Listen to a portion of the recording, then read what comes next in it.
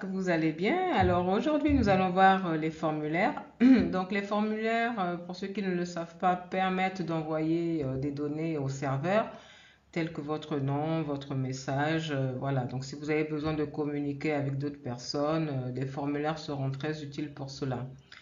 Donc aujourd'hui, nous allons voir la structure d'un formulaire et la méthode GET et la méthode POST. Vous allez voir la différence entre la méthode GET et la méthode POST.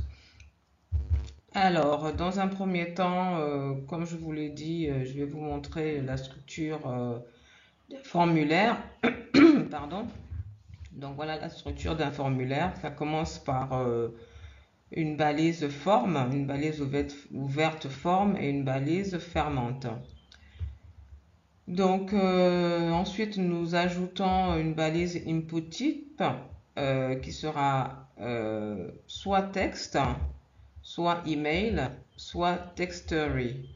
Donc la différence, comme vous pouvez le voir, hein, c'est dans cette input où vous allez mettre, l'utilisateur rentrera un texte tel que son nom.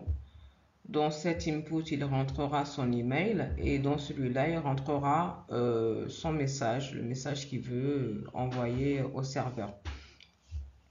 Donc nous allons voir maintenant dans le navigateur ce que ça donne. Donc voilà, comme vous pouvez le voir, nous avons là le formulaire, votre nom, comme nous avons vu précédemment, l'email et le message. Donc je vais revenir sur le code. Donc dans la partie forme, nous avons la méthode get. Donc la méthode get, qu'est-ce que c'est? La méthode get, en fait, va nous permettre d'envoyer toutes les données qu'on aura saisies. Donc, elle nous permettra d'envoyer toutes les données en passant par l'URL. Donc, l'URL, c'est toute cette partie-là. D'accord? Donc, tout ce que vous allez rentrer ici sera visible dans l'URL. Alors, maintenant, on va faire un test. Donc, je vais mettre mon nom, mon email, glad@gmail.com et un message. Salut tout le monde. Et je lance. Donc, comme vous pouvez le voir, les données ont été envoyées à travers l'URL. Donc, j'ai mis le nom, l'email et salut tout le monde. Donc voilà, mais cette méthode n'est pas vraiment recommandée parce que justement, vous pouvez envoyer des données sensibles telles que des mots de passe.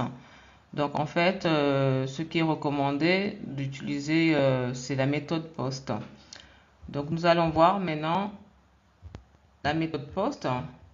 Donc ici, je vais mettre, à la place de get, je vais mettre POST.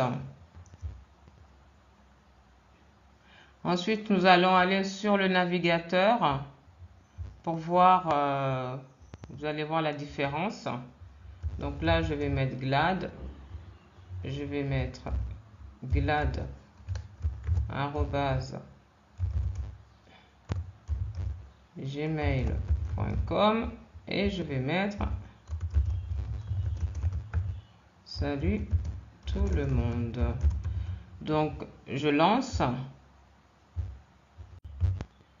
et voilà. Donc comme vous pouvez le voir, rien n'est passé par l'URL, tout est passé en fait dans le corps HTTP.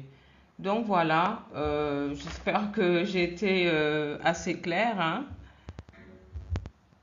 Donc voilà, écoutez, vous pouvez, si vous voulez, retrouver plusieurs exercices sur les formulaires dans mon livre que j'ai publié il n'y a pas longtemps.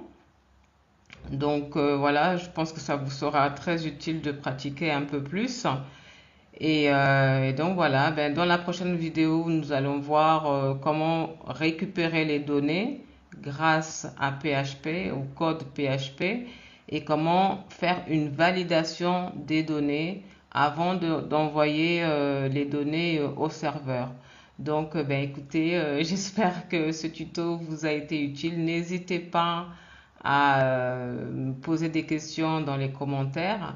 Je vous mets le lien pour retrouver mon livre sur Amazon. Donc, il s'appelle PHP MySQL de 0 à Pro. Donc, n'hésitez pas à le commander et vous évoluerez un peu plus rapidement. Ben, je vous remercie et je vous dis à la prochaine.